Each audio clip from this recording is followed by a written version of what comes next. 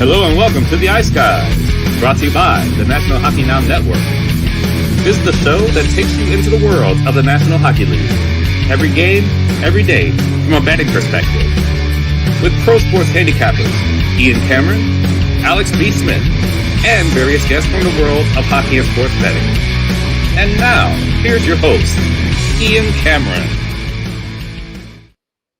Welcome to the Ice Guys, presented by National Hockey Now. Thursday, May the 11th, Ian Cameron with you, and we are joined once again by another guest joining us on the show. We've had a bunch of good guests lately, and we've got Pat. I don't want to screw this up. Gillis, did I get it right? You got it. I almost said Giles. But I'm like, wait a minute, he's got two L's in there. I don't think it's Giles. All right, we got it right. See, I didn't ask you when we were talking before the show started how to pronounce that. I was going to say, I'm going to fly by the seat of my pants, and I'm going to see if I can fucking nail it on my own. Nailed it. And I did. Good stuff. Pat Gillis joining us here on the Thursday edition of the Ice Guys, former hockey player. And welcome to the show, Pat. Good to have you with us. Tell us about the Pat Gillis hockey life, if you will. Yeah, thanks, Ian. It's a pleasure being here. So, I live in Madison, Wisconsin, big college community. The Badgers fed a lot of pros, so that's always fun growing up in this area.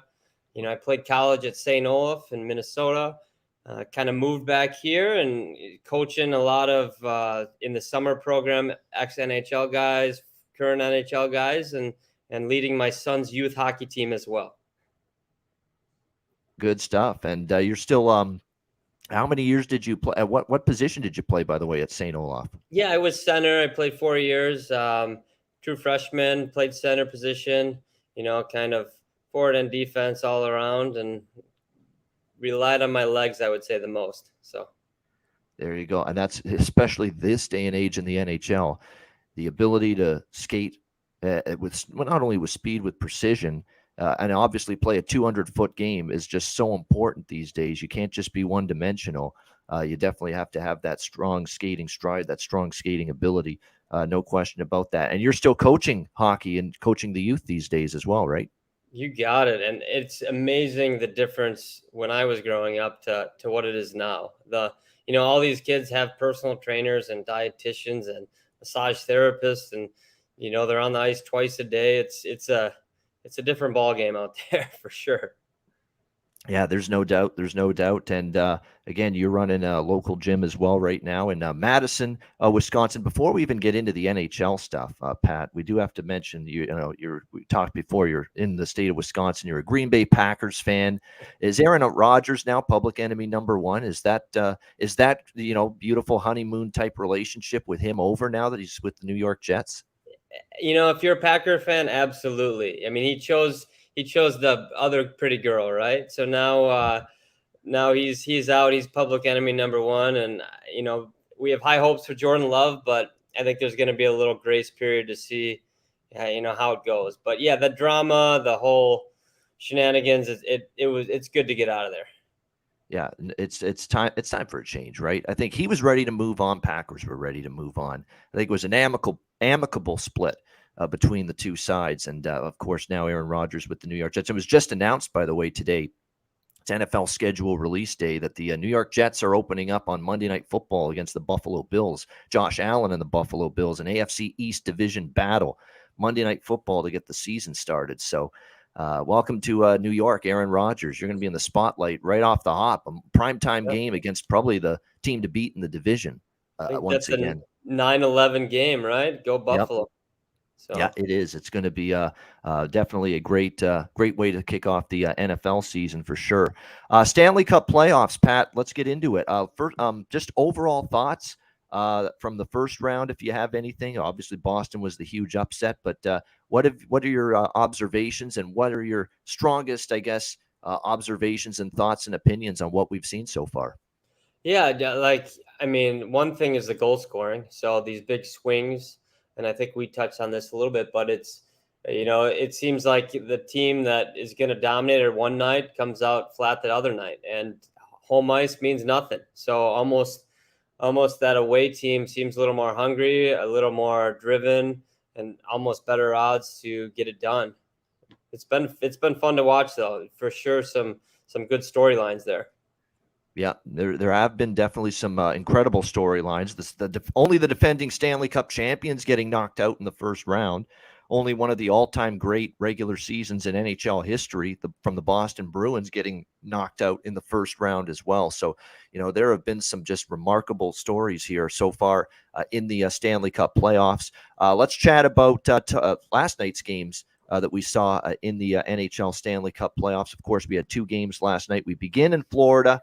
And the Toronto Maple Leafs they just drag their fan base right back into the mix. Every single time the Leaf fans say, "Hey, look at this, we're going to be gone in four maybe or get swept," and now the Leafs just dangling that little ray of hope out there for their fans, their long-suffering fans. And Toronto at least avoids the sweep. The brooms get put away. They don't come out in Florida last night, and Toronto with the 2-1 win. Pat, the difference to me in this game was very simple.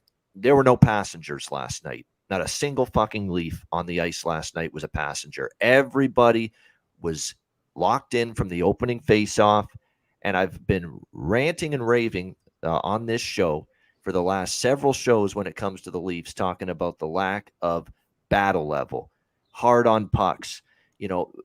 To win battles in the playoffs, you have to be hard on your stick. You have to just be wanting to outwork the guy that you're battling with along the boards, along the wall for a loose puck. Those are the players that win in the Stanley Cup playoffs. And Toronto, wasn't doing a good enough job of that. They're losing like Kachuk and Verhaeghe and Barkov. They're winning all these puck battles. Toronto wasn't. Last night it was different. I saw the core 4, especially Matthews and Marner in particular.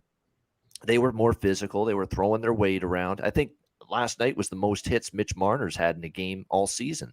And I think Matthews, too, one of his leading number of hits for the entire season as well. Everybody was on board. Everyone just played a harder, more tenacious, more of a will to win style of hockey, which you need in the Stanley Cup playoffs. And they played an airtight defensive game.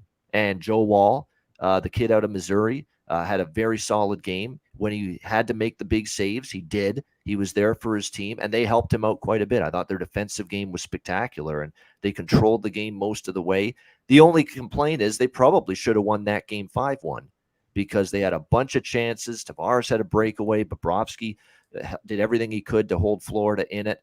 They've still got to do a little bit of a better job, finishing with their high-level chances. They still left some goals on the table there, the Leafs, last night, not burying some of the great, incredible chances they had. But at the end of the day, they played the right way.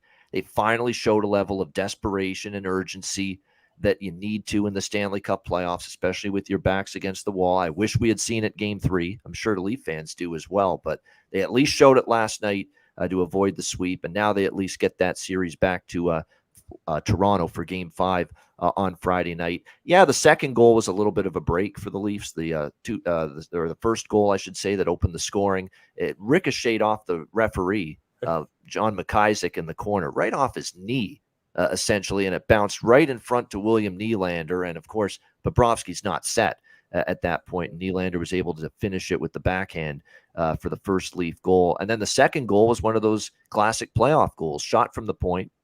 Mitch Marner through traffic. Bobrovsky couldn't see it because the Leafs did a good job taking his eyes away, and that made it 2-0 for Toronto. Again, 2 goals that were, the first one a little lucky, but the second goal was a playoff goal. You got to get traffic in front of the net, bodies in front of the net. You got to go to the tough areas of the ice to score, and they did that. So credit to Toronto. And now we'll see what happens Game 5. It would be so Leafs, Pat, to turn around and lose 5-1 in Game 5 on home ice and go to 1-5 at home in the playoffs, because the Leafs have not played well at home here in the playoffs. They're just 1-4 on home ice here in the playoffs. It would be so Leafs to see their season end at home. But I'll tell you what, if they actually do win Game 5 and it gets back to Florida for Game 6, then the momentum shifts, and then the doubt maybe starts to creep in a little bit more for the Florida Panthers. So Game 5 is an important one. Pat, what did you think of that one last night as the Leafs win Game 4? Yeah, like you said, I think having that rookie goalie in, the whole team rallied around that. So you could see they changed things up. Forecheck, they had a little more lockdown. People bought into their positions, but everyone played everywhere on the ice. So it wasn't just the goal scorers trying to score. Like you said, Marner's throwing his body around. Same with Matthews. I think that's what it's going to take. And when they know they have a goalie that's a little shaky, they got to rally around that to give them some confidence and maybe win those one-on-one battles a little harder. And it showed. So I'm a little tentative to say that heading home, it's going to be another W just because the Leafs track record. But, I'm optimistic that they'll build on what they just did. Yes, and that's all you can hope for. And look, when it comes to the Leafs as well, that home ice environment they've got to help the team. The team has to give the fans a reason to cheer Friday night in Game 5, but the fans have to be ready to make noise right from the beginning. And that's not always the case in Toronto, Pat. I've said this on this show for years. The crowd environment at Scotiabank Arena, as it's now called, it's a wine and cheese crowd. It really is. There's a lot of suits, a lot of the richer CEO, company executive types go to the Leaf games, especially during the season, in their suits, and they don't make noise. Some of them don't even fucking pay attention to the game. They're chatting about business. I've been to Leaf games there, Pat. I'm sitting, there's two guys that were down there in front of me. They're in their suits. They're talking business the whole time, and they're not even watching the game. They're just looking at each other, just talking shop. Like, why the hell do you come to a hockey game, guys? You're not even watching what's going on. You're not even reacting to anything that's going on. If you're going to do that, keep your ass home. What, you just buy a ticket so you can show off in your big fancy suits and your big money and flaunt and all that shit? Stay home. I don't want you in the building. That's the kind of fan that we're attracting into this building, keep them out, as far as I'm concerned. Paying $2,000 for a ticket too. You know what I mean? It's like, come on, get your hands there. It's not like Green Bay Packer game. I'll tell you that much. People buy a ticket and it's like the one thing they do a year. You know what I mean? So they spend everything. They come no shirt on in the dead of winter, face paint, whatever. They sacrifice it. So it would be nice to see the fans kind of get up for that in Toronto. No, that's definitely not the crowd that Toronto's getting. There's no question about that. And it's a shame. And that's why it's such a quiet, silent environment. Like, Toronto should be one of the loudest buildings in the NHL just because of the prestige of the franchise, the tradition of it, how passionate the hardcore Leaf fans are, but none of them can get in the building. The tickets are very expensive, especially in playoff time. And it's the corporate types that litter the building and just don't make noise. And like I said, I've been to Leaf games where they're not even watching the game, these people. And it just boggles the mind that they're there buying tickets and they're not there to watch what they're supposed to be there for. It's pretty crazy indeed. What do you make of Florida, Pat? This Florida team. Do you feel the same way as I do, where they're relentless? They're like a dog on the bone when it comes to going after loose pucks. Now, last night Toronto finally matched them in that department, but Florida's been just tenacious on the forecheck. I love Paul Maurice. Yeah, he had another classic press conference last night where he's like, "Hey, we lost a game. It happens." I think we come back and we play Friday night, he said. We play I think we have another game, he says, Friday night. And then he's like, it's like trying to calm down the reporters. And he's like, oh my gosh, for fuck's sakes, it's going to be okay, guys. He's just trying to say, hey, it's not the end of the world that we didn't finish this series in 4 games. But then I remember Florida's season turning for the better when it was actually a game in Toronto during the regular season. He snapped. He lost it on the bench, and he called them your fucking bitches. And he just ripped their effort and their performance in that game. And really from that night, that's when they made that tear down the stretch. They made that run late regular season to get into the playoffs. Alex Lyon was their goalie late in the season. He played extremely well. And that Paul Maurice just tearing a strip off his team in public on the bench in the second period of that Leaf game in the regular season, that got Florida going, and they haven't looked back since. Bunch of hungry dogs, right? There's something to prove. Every one of them seems like they kind of got cast aside and gathered in Florida and got a little, confidence going with believing in each other, giving a chance, and the chance they took it. And they're the hot team right now, right? They're the gritty team. Kachuk is, I tell you what, the pedigree of the playoff experience is unbelievable. And the goalie, world-class goalie. When you get a hot goalie in this sport, it's tough. You got to get lucky bounces or, screen in front. That's the way it's going to get done. And that obviously showed last game, but Florida's a tough team. It's a tough physical team that no one wants to play against, right? They don't. And look, and they're playing the right way now. Paul Maurice wanted this to be more of a harder forecheck team, a heavier team, more of a cycle team. If you remember last year when they were President's Trophy winners, they were a regular season team. fly up and down the ice, incredible speed, incredible goal scoring ability, and offensive outburst. And they still have the offense too, but man, they play way more of a complete game now. Paul Maurice was dogged and determined all year to get them to play this way. And early in the season, they had a hard time adjusting. They're basically going from a rush chance team, and a transition team to more of a heavier forecheck, cycle the puck, sustained possession in the offensive zone type of team. Completely different from the way they played last year. And I think they struggled with it early on, but then late in the season, they caught fire. They started, and plus goalie Bob. Let's be honest, goalie Bob, Sergei Bobrovsky, he has found his Vezina form or close to it here in the playoffs. I don't know where it went. Where was it last year? Where was it 2 years ago? Where was it early this season? When he's been up and down, he'd have one good game and he'd give up 5 or 6 the next game and get pulled. That's been Bobrovsky's career really the last couple of years. And all of a sudden he's found that Vezina form and he's been consistent game in and game out. He is the reason that was a 1-goal game last night. Toronto was definitely the better team, but that game was still close right to the end because of Sergei Bobrovsky. I think, Pat, his turnaround, it's been a big part of it. And it's pretty surprising because I don't think he's ever going to get back to that Vezina form, Bobrovsky, because we've just seen it for years now, up one game, down the next. But man, he's found it again at the right time.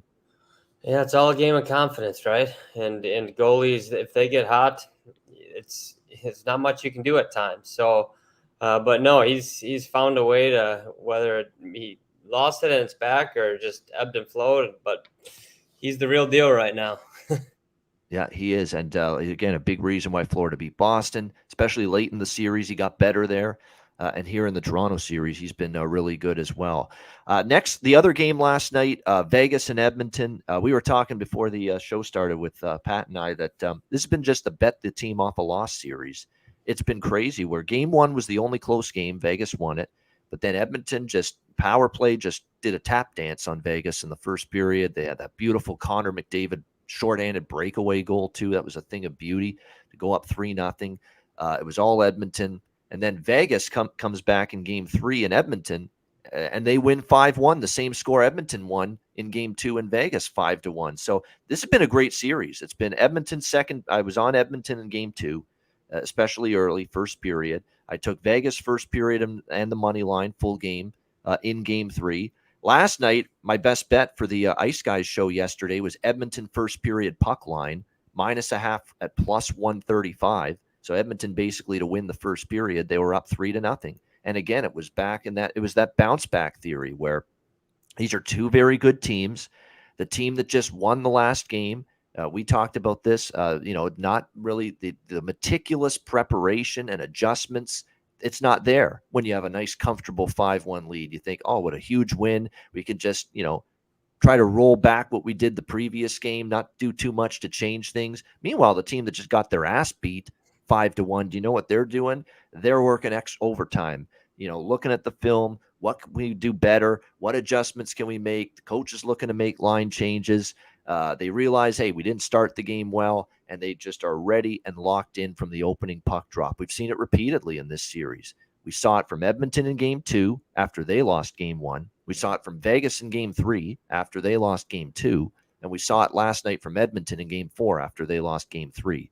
It's just been that kind of series. These are two really good teams, two teams that have always been good responding this year after a bad game. And that's why this series is 2-2 going back to Vegas for game 5. You know what's encouraging, Pat, for Edmonton? The power play didn't dominate last night for a change. The 5-on-5 even strength play was better from them. And I've said this all playoffs that a lot of times Edmonton relies on the power play too much. It's an all-time great power play. It is one of the best single-season power plays I've seen in my 30 years probably of watching hockey. I'm going to be 40 in a couple of years. I can't believe it, quite honestly. But, I've watched hockey for 30 years, and I don't know if I've seen a power play for one season on one team be better than this, what Edmonton's rolling out there with McDavid and Draisaitl. And now this unbelievable weapon that they have discovered in Evan Bouchard on the blue line and remember, Pat, Tyson Barrie got traded to Nashville at the trade deadline. That opened up a spot for Evan Bouchard to take over the number one power play unit, to quarterback it, to run it, and get more ice time, become that number one offensive defenseman for Edmonton. Man, is he taking advantage of it. He looks fucking terrific as far as the shot, the movement of the puck on the blue line, getting the rush started on the man advantage. He's been absolutely spectacular. He's ready for this role, and he has thrived. I think he's got 15 points in 10 playoff games for the Edmonton Oilers, and he's a blue liner. Just incredible stuff. And what's even better is that they won that game last night, and Leon Draisaitl didn't do much. No point. Well, one assist. He got an assist on the Bouchard goal, I believe it was, and only one shot on goal. And they still won that game, and that's good. I like to see that. I don't want to always have to see, Draisaitl and McDavid have to carry Edmonton every night. Last night, Bouchard scores on the power play. They get a goal. They finally get Ryan Nugent-Hopkins scoring his first playoff goal. This is a guy that had 100 points in the regular season, had not scored in the playoffs until last night. Nick Bukestad, who they got from Arizona at the trade deadline, a great two-way center for the Oilers, and was good in Arizona. Give them a little bit more depth, win big face-offs, play in all situations. He gets them started last night with the first goal. So the depth forwards, which, look, we had some questions. Where are they so far in this Vegas series? They showed up last night. And if that can continue for Edmonton moving forward, where they don't have to rely on the power play constantly, they get the depth forward stepping up, I think they're going to win this series, quite honestly, against Vegas. As far as I'm concerned. Pat, what did you think of that game last night, Edmonton tying up that series? Yeah, I mean, I think like you said, nail it on the head. You lose big one night, you put the head down, put the lunch pail, pack it up, and let's find a way to work harder and get it done the next day. And there's some complacency maybe with that other team. So it shows, and Edmonton on paper is, I think, one of the best teams in the NHL with the talent they have. So if they can find a way to string a few together, I think they will get the series done. They're just too talented not to. And then if you get some of those guys and get them going with the superstars, good things are going to happen. Did you see that slash on? Well, I was going to save that for the second part of this recap of this game, but we'll go there now. And it was shocking to me, and obviously it was the big story coming out of that game, other than Edmonton winning and tying up the series, and things got heated at the end. Like, there was a line brawl. Now, look, Evander Kane is not absolved of blame on the Edmonton side. He was a fucking shit disturber like you couldn't fucking believe last night. And in this series, he's been that way. He has been a pest. He's been an irritant. He's, jabbed the goalie, came up high with a bit of a cross check on Pietrangelo in game 3 a couple of nights ago. He's been a shit disturber too, and he's stirred the pot a little bit. But none of that compares to what we saw of all people, Alex Pietrangelo. And look, this guy is a great defenseman. He's had a great career, Stanley Cup champion. I'd have him on my team, Pat, any day. This guy, he's that good on the back end, as far as I'm concerned.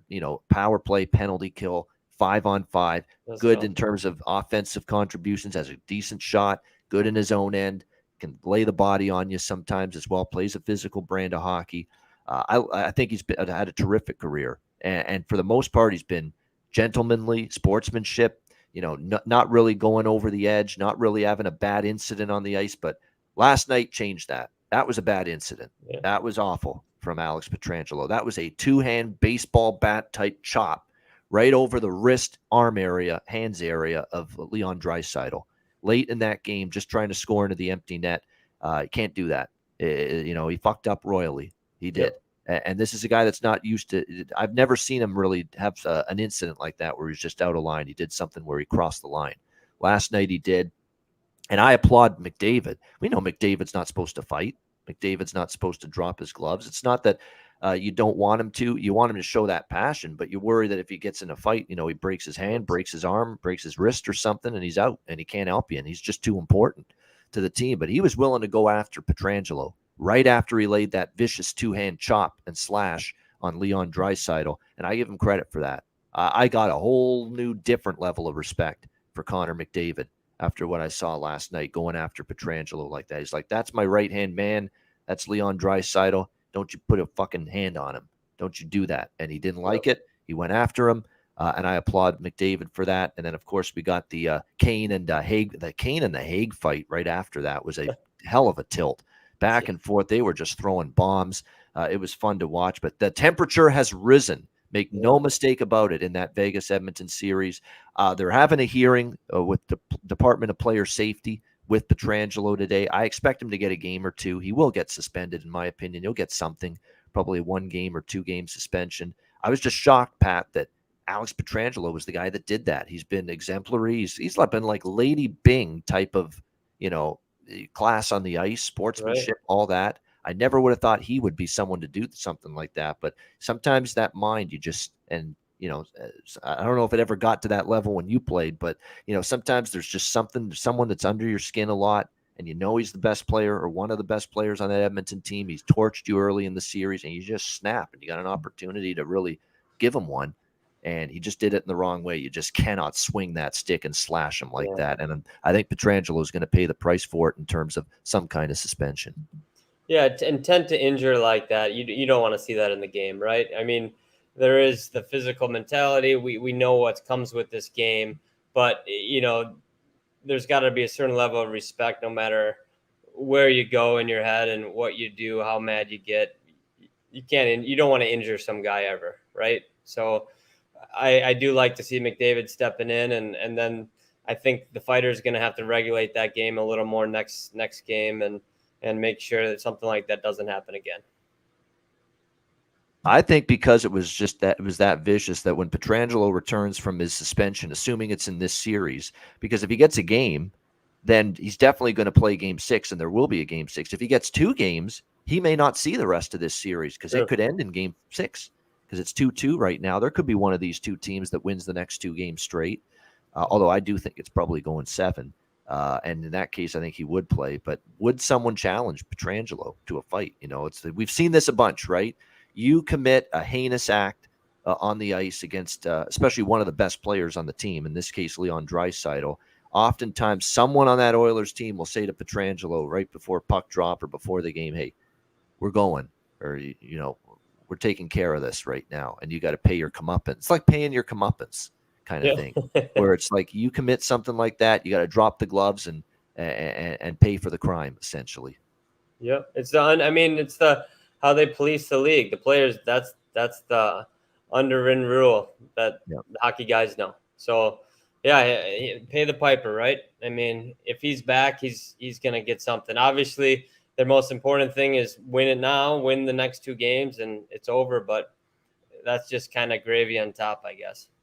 That's a good point. A great John Massey's one of our favorites here. I got to put this comment on the screen. Save it for the regular season. Talking about the potential fight that someone goes after Pietrangelo. Can't risk it in game 7. There's some truth to that, no doubt, because that would be obviously a game with your season on the line. Maybe you don't go above and beyond trying to get retribution maybe next year. Park it when you play Vegas in the regular season, like in October or November next year. It's just another night, right? Just another regular season game. Then you can go after Petrangelo's head, and try to get retribution for it. I want to ask you, Pat, about this as you played and coached the game. This power play for Edmonton specifically, is this one of the best you've ever seen or the best you've ever seen? I mean, how do you stop it? Everyone's so good with the puck. They seem to, the way they move it, they get in the right positions, but who do you focus on? I mean, everyone, they all can do it. And when that's the case, it's kind of like rely on the goalie. He's got to bail you out, get in the right positions, fight like dogs. But this is a different level, right? I remember back in the day, I think Colorado had that all-star lineup, right? Solani and Korea and all those. I mean, that was unbelievable. But this is right up there with the best I think I've ever seen. No, there's no doubt. It's impressive. It's really impressive to watch this power play operate. There were some great Pittsburgh power plays in the early days, of course, of Crosby and Malkin. Toronto, even just last couple of years, has had some pretty good power plays. You're right. There's some power plays even in the 90s as well. The 80s Oilers power plays, of course, with Gretzky. But I don't think that's the amazing part is that I think statistically this year's Edmonton power play has outperformed even those 80s Oilers power plays. And that's saying something when you're talking about, one of the greatest offensive teams and dynasties, as well in NHL history. Boston with Bobby Orr, if you want to go way back into the 70s, because I'm a historian. I love the history of the game and watching old classic games from the 70s, which I do on occasion. So definitely you could say that they're up there too as one of the great power plays. But this has been an entertaining series. I love that we're seeing some animosity now develop, and it's down to a best of 3, 2-2 with the Golden Knights and the Oilers. Again, though, that's a positive for Edmonton that they won last night. The power play wasn't the sole reason for it. Their 5-on-5 game was better. And Stuart Skinner for the Edmonton Oilers, he was a lot better in net as well. He's been a good bounce-back goalie throughout his career as well. All right, we have some handicapping to do in a few minutes. We've got 2 games tonight taking place, New Jersey, Carolina, Seattle, Dallas.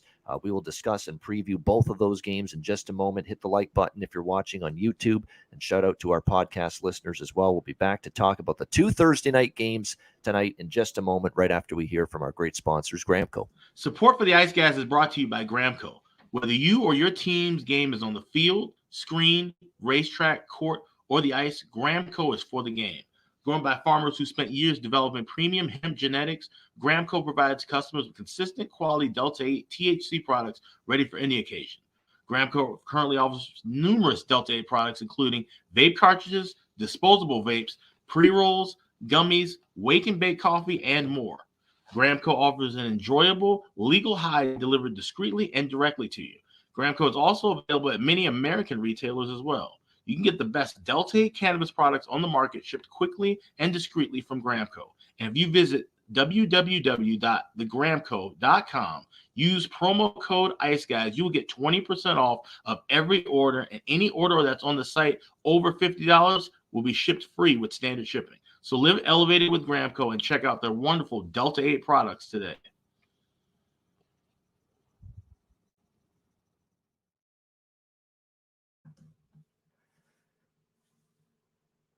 All right, it's time to talk Thursday night game 5s in both series tonight. Let's go to Carolina, Kakalaki. Raleigh is the site. New Jersey Devils, Carolina Hurricanes.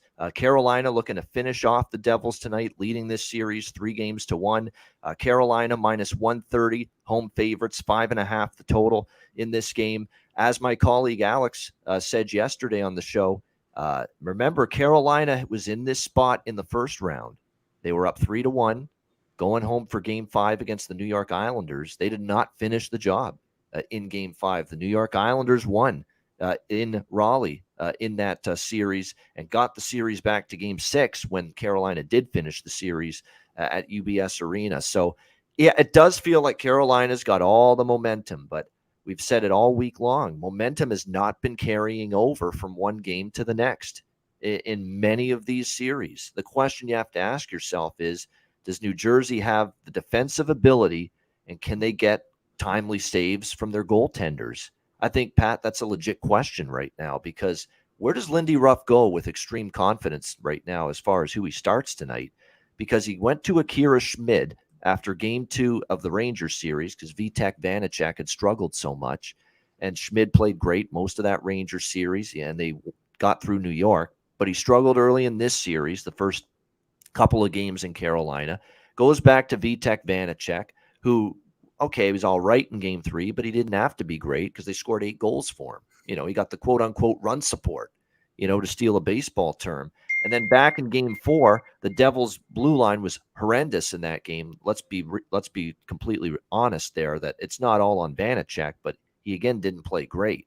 But the team didn't play well in front of him either. But you'd still like to see Vanacek, I think, on a couple of those goals Carolina got in that 6-1 win, make those saves. So if you're in a tough spot, if you're Lindy Ruff, Vanacek's playing with very little confidence. Akira Schmid has not been as good as he was in the Rangers series. Does he still have extreme confidence to play at a high level?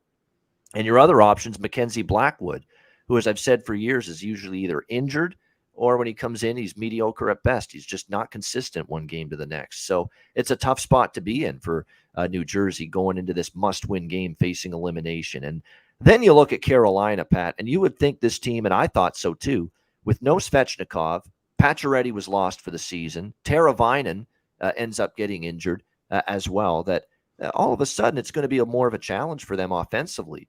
After Sebastian Aho and after Martin Necas and after Seth Jarvis, there's a drop-off a little bit. Well, that's gone completely out the damn window now because they're getting all kinds of different contributions now, Carolina, in this series. Jesperi Kotkaniemi has stepped up for them. Stefan Nason has stepped up for them. Jesper Fast. And the biggest one of all is Jordan Martinook. This is incredible what this guy is doing right now for the Carolina Hurricanes because, an afterthought essentially coming into the playoffs. Just, a guy that had 13 goals and 21 assists in the regular season. That's not bad, but you do not expect him to be putting up the numbers he has put up, especially in this New Jersey series. It's funny that, Pat, in the Islanders series, I'm looking at his box score numbers and his statistical game-by-game game log here. He didn't have a point in the first round against the New York Islanders, Jordan Martinook. And here in 4 games against New Jersey, the guy has 9 points. Yeah. 9 points for the Carolina Hurricanes in 4 games in this series against New Jersey. 9 points and 3 goals for the for the Carolina Hurricanes. He's just been absolutely sensational. So that's probably my favorite prop tonight in this game from a player prop standpoint.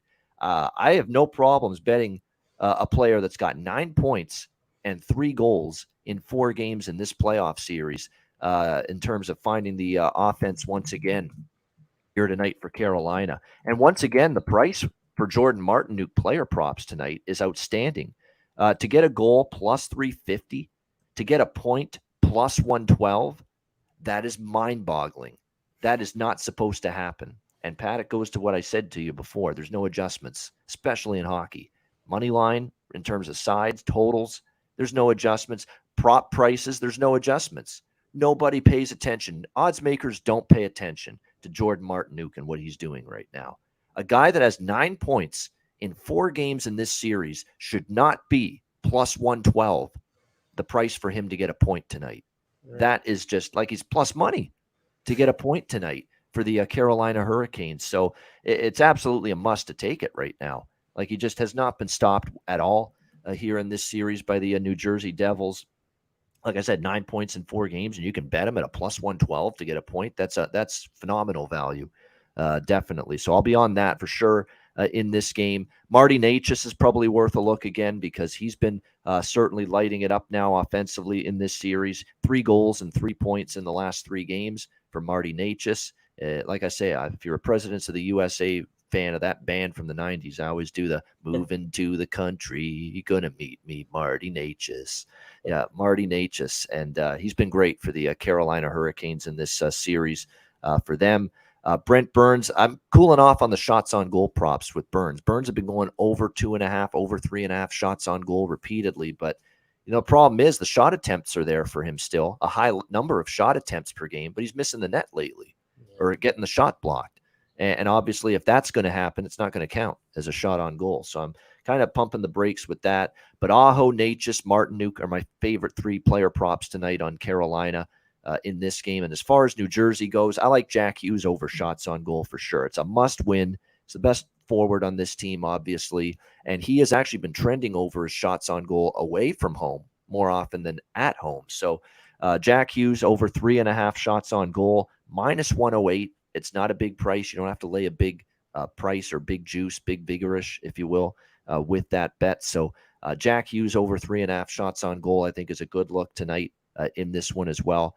As far as the side goes, look, I know Carolina, they look like they're in control. They're the veteran team. This is a young, carefree Devils team that you wonder if this is now their time to bow out and go home here in Game 5. But the pattern has been too strong where these teams that lose the previous game come out strong. So I'm going to go with New Jersey in the first period here tonight against Carolina. You get a nice price with it. Devils first period money line is plus 110 in this game. I'm going to take a shot with that. I don't think I trust them for the full game to win, but I trust them to be, give their best. And I think if New Jersey's going to have a chance to win this game, it's got to start with that first period, the first 20 minutes being ready to play, being cleaning it up defensively, which they have to do after Game 4, and maybe getting that first goal. And they've been better on the road than at home, as someone in our chat's saying right now. They've been the much better road team, New Jersey, all year. So I'm going to trust them in the first period. I don't know if I trust them for the full game, but I'll trust them in the first period here. Plus 110 first period money line here on New Jersey, and I'm definitely going over the total. Once again, we've seen 4 games in this series, 4 overs. Every game has gone over the total. There's been no adjustment. The total is still 5.5 in this game. So I like over 5.5 minus 120 here with the Devils and the Hurricanes. And also because it's an elimination game, we've talked about the third period over. I'm going to jump in on that as well. Third period over because the team that's facing elimination is trailing in the third period. They'll pull the goalie with 5 or 6 minutes to go, and then you have a chance for a goal explosion in the third period. So as usual, riding that angle, looking at the third period over in an elimination game once again here with New Jersey and Carolina. Pat, what do you think here? Game 5, Devils, Canes. Yeah, I think Devils get it done. I think they'll win this battle. They're going to lose the war, unfortunately. But I think, it's just based on what has been going on. It seems like it's going to swap again, and New Jersey's going to find a way to get it done, and it's probably going to be a big scoring game. So. Yeah, I mean, I agree. I mean, I think especially early, New Jersey's the way to go here. And that first period, look, and it's just based on the way this series has gone now, the last couple. New Jersey, lost game 2, came back home. They won the first period. Carolina lost badly in game 3. They won the first. They actually tied the first period, but then they took over in the second period after that and won that game convincingly. So I like that first period look on New Jersey. And like I say, if it ain't broke, don't fix it as far as the total is concerned. Every game's gone over 5.5 goals in this. I think the first period over might be worth a look because if I'm not mistaken, both games in Carolina, the first period over actually also cashed in. And again, when you're looking at the first period over in tonight's game, it's only minus 108 at FanDuel. So it's a very, very cheap price there with that. And I'm just looking back at Carolina here in this series, the first 2 home games that they won 5-1 and 6-1. It was 2-0 Carolina after the 5-1 game. Actually, the 6-1 game, it was a scoreless first period, but the 5-1 game, it did go over in the first. But I still like a little bit on the first period over, but certainly the full game over 5.5, like I said, is a perfect 4-0 so far in this series. All right, second game tonight on the slate. It's Seattle and Dallas. We've got the Dallas Stars minus 190 here, home favorites, a big number here. For the Dallas Stars. And this total, 5.5 still as well, although there's some books do have it at 6. So if you're betting the total, and if you like what I do, and that's another over here, it's you make sure you shop around and you find a sports book that has the 5.5 still out there right now. We kind of both think, Alex and I, and Alex said this yesterday too on the show, that Dallas, we love them in game 4. And obviously they got it done. And we do a live betcast, Pat, every Tuesday night where we're watching the games. We just have our beers in hand, pint of beer. It's just like a bar atmosphere, pub atmosphere. We just watch the games. We place live bets every Tuesday night when the games are going on. We had Dallas in the second period, over 1.5 in the second period, and both teams to score at plus 200 in the second period of game 4 between Seattle and Dallas. And we hit all 3. And we're all just we're all a very happy bunch of betcast people that night watching that unfold. Definitely a big boost to the bankroll, that's for sure. But that game was great. Dallas in that game, the over 5.5 in that one. They tied up the series 2-2. It was a much better effort from the Stars in that game. Miro Heiskanen, there was a big fear that he would be out after game 3 of that series. And he came back. He played in game 4 with the face shield. And he's just so important, Pat, to the Dallas Stars because this guy is their number 1 defenseman. He's their best puck carrier, puck mover, offensive-minded defenseman, good in all areas. It's irreplaceable. And there's a pretty big drop-off the rest of the blue line after Miro. So the fact he was able to come back and play in game 4 was huge. Jared McCann came back from his injury last game against Dallas. And remember, that was the injury he suffered when Cale Makar hit him into the boards in the Colorado series. But Jared McCann didn't look totally 100%. Like either that or they were, easing him back in because he didn't play as many minutes, as he normally does. It'll be interesting to see if he gets back to, a higher level of ice time here tonight in this game. This is a tough one because, this has been kind of a back and forth series so far. But this also could be Dallas, Minnesota, the sequel, where Dallas was down 2-1. And then they just took over the rest of the series. They tied the series. They won game 5 at home, and then they won the series and ended it in Minnesota in game 6. I kind of think that's what's going to happen here. They're going to win tonight, and then they could wrap up the series in Seattle in game 6.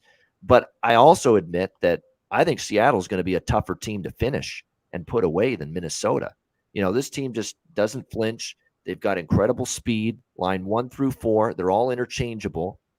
You might as well not even number, Pat, the lines for Seattle, because first line can contribute, second line, third line, fourth line. They've all made an impact for this team. The blue line's been solid. Philip Grubauer has certainly played his best hockey of the season in between the pipes. So this team's not going away. What I am going to do here in this game is I'm going to take Dallas.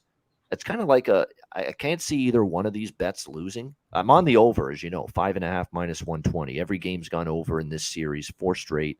I'm back to the well with over 5.5 minus 120 here with Seattle and Dallas. But I'm going to take Dallas -1, minus 120. That's the -1 puck line option. But I'm also going to sprinkle a little bit here on the team total for Seattle, over 2.5 in this game. Because, Seattle's a good response team. And I think if they do win this game, there's no way they're not scoring at least 3. I can't see them winning 2-1 or 1-0. If Seattle's going to win this game, they're going to have to score at least 3 goals. So the Seattle team total for this game is a very reasonable price. They are off the loss, so you would expect them to have a sense of urgency tonight. Over 2.5 for the Seattle Kraken team total is only -105. I think it's a pretty good bet here in this one. So what do you think here in this one, Pat? Game 5, Seattle-Dallas. I think it's going to be a high-scoring game, and I do think Dallas is actually going to get it done. Just too many vets, too much team environment where they're going to take over. Seattle, like you said, you could take any number off. All lines kind of look the same to me, so they're going to have high octane, but I think it's going to be back and forth, and the vets are going to get done on Dallas. And you know what the thing, too, about Seattle, Pat, is that Seattle's the fourth line. They've won them games this year, the fourth line. And that's been what's pretty incredible about the Kraken. And it's a great point by Neil. Neil's saying, why do you do this shit? So confusing. Whether I take the money line or the puck line on Dallas, but the team total over on Seattle. I don't like doing that very often. But there you go, Neil. 5-3 Dallas. I could see it. And if that happens, everything wins. So I'm just looking at attacking it different ways. And I feel Seattle can lose this game and still score 3 goals. That's why I'm approaching it this way from a betting perspective, with Dallas -1 and the Seattle team total over 2.5 here tonight, plus the full game over 5.5. And as far as props go for this game, you mentioned the veterans of Dallas, Tyler Seguin, Jamie Benn over shots on goal. Jamie Benn, I believe, has gone over his shots on goal every home game here in the playoffs. So that's probably a good look here. Jamie Benn over shots on goal. I would look at, Ben, Seguin, and Hintz are probably goal scorer prop candidates. I always say I'm always interested in Wyatt Johnston, this 19-year-old rookie, straight from the Windsor Spitfires of the Ontario Hockey League, Pat, right into the Dallas Stars lineup this year. And he's had such a great season in his first year for them. And if you trust him to find the back of the net tonight, you can get a very good price on it, around plus 320. So a real good price. On the Seattle side, Eberle, Schwartz had a really good game last time out for the Seattle Kraken.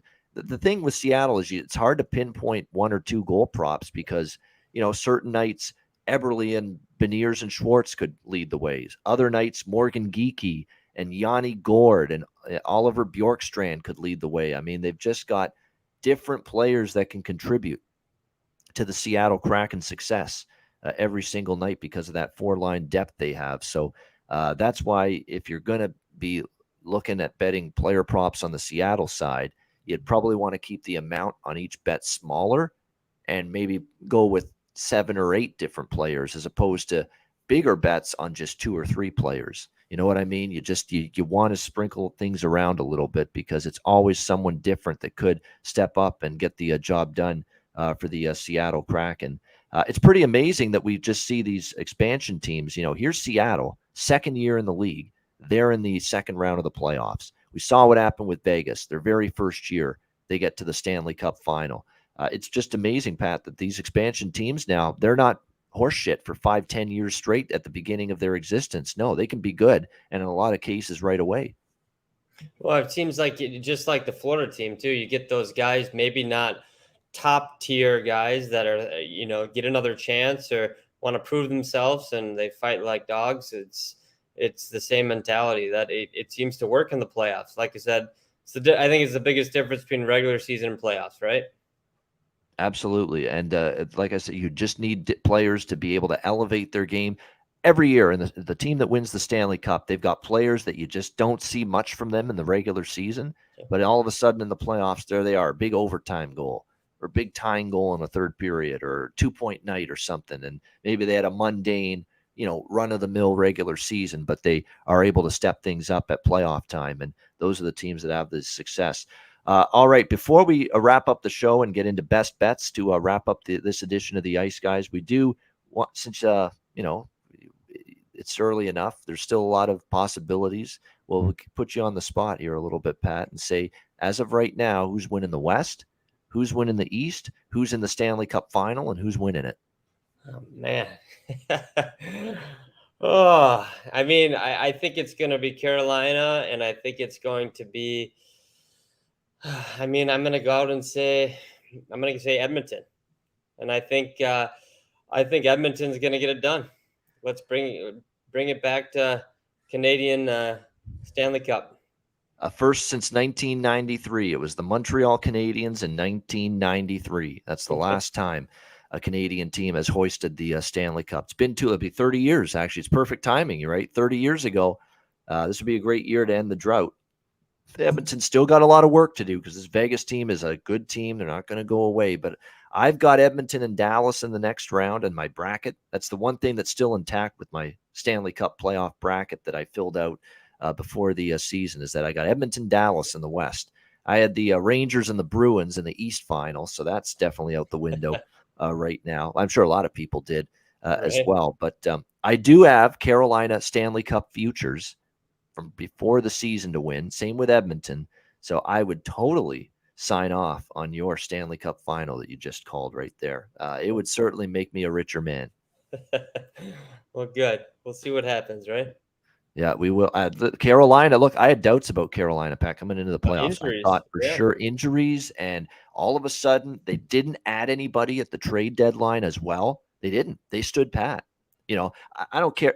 Someone said, well, yeah, they did. They added Jesse Puljujärvi. Get the fuck out of here, Jesse Puljujärvi. Come on. He played with Connor McDavid for several years in Edmonton, and he couldn't get anything done with McDavid playing with him on his line, and he still couldn't put the puck in the net. Connor McDavid makes a broomstick look good and play well on the ice with him, and he couldn't even get something out of Puljujärvi. So there were people that saying, yeah, but they got Jesse. No.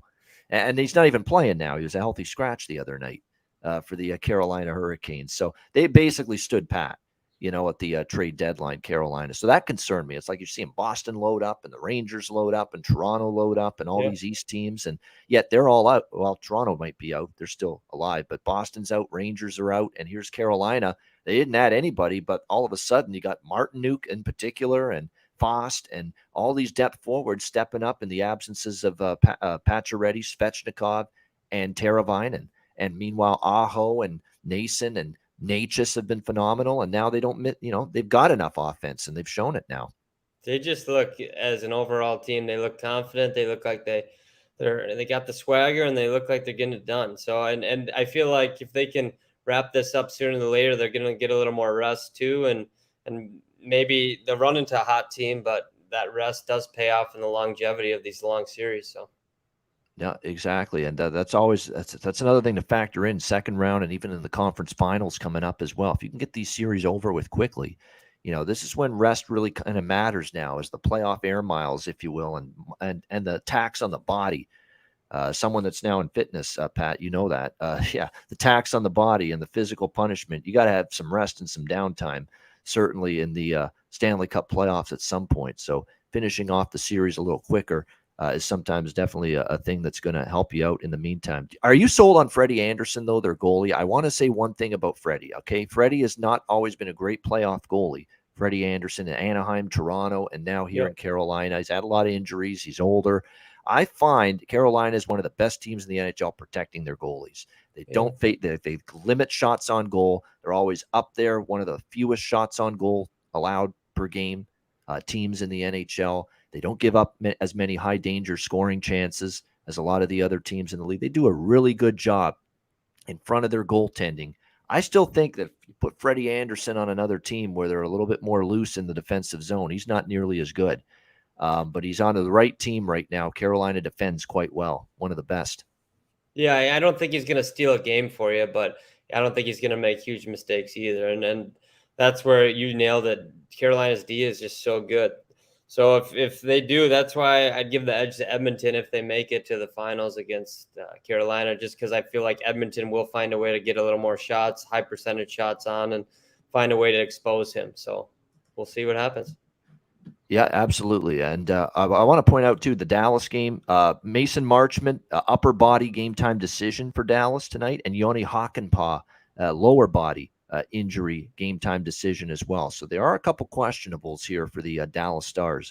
Hakanpää on the blue line and Mason Marchment up front for the Dallas Stars. But again, game time decisions, they haven't been ruled out here tonight as of yet. And then for Seattle, it's Daniel Sprong, the main question mark here for this game. He was out for Tuesday against Dallas, or against Dallas. We'll see if he returns tonight for the Kraken here in Game 5. All right, that was awesome stuff. We will be right back to wrap this up and give our best bets. 161 live viewers. Hit the like button. Make sure you check out patreon.com/iceguys. It's just $10 a month for that, for the bonus content, our daily Ice Guys show betting card, goalie charts, totals charts, you name it, posted there daily.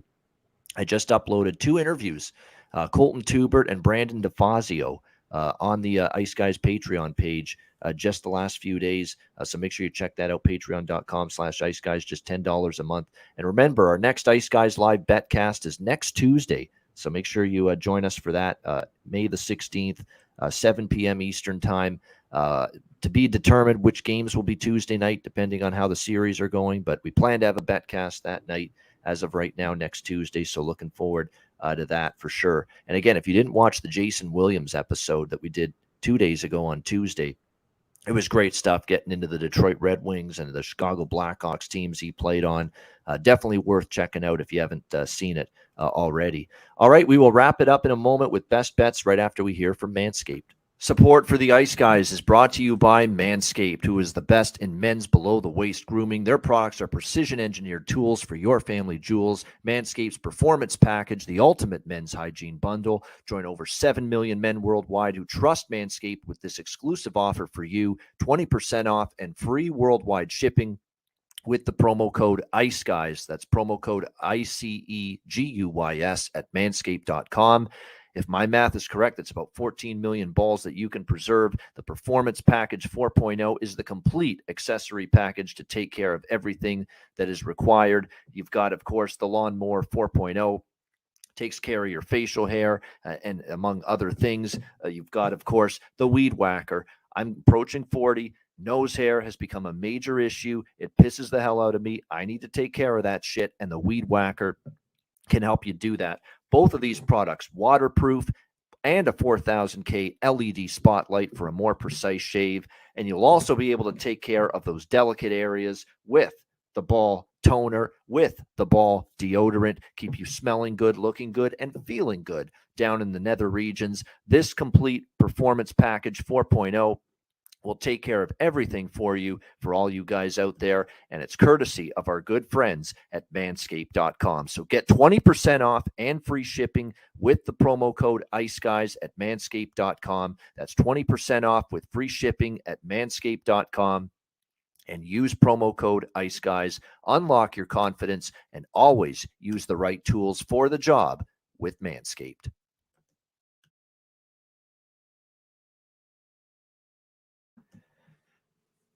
All right, we are back, and it is time for best bets here to wrap it up for this Thursday edition. Pat, what are you most confident in tonight here? These 2 games, what do you like most? I mean, I do think take the over on the Dallas game. That's going to be a high-scoring game for sure. I think that's going to happen, and I think New Jersey is going to bounce back.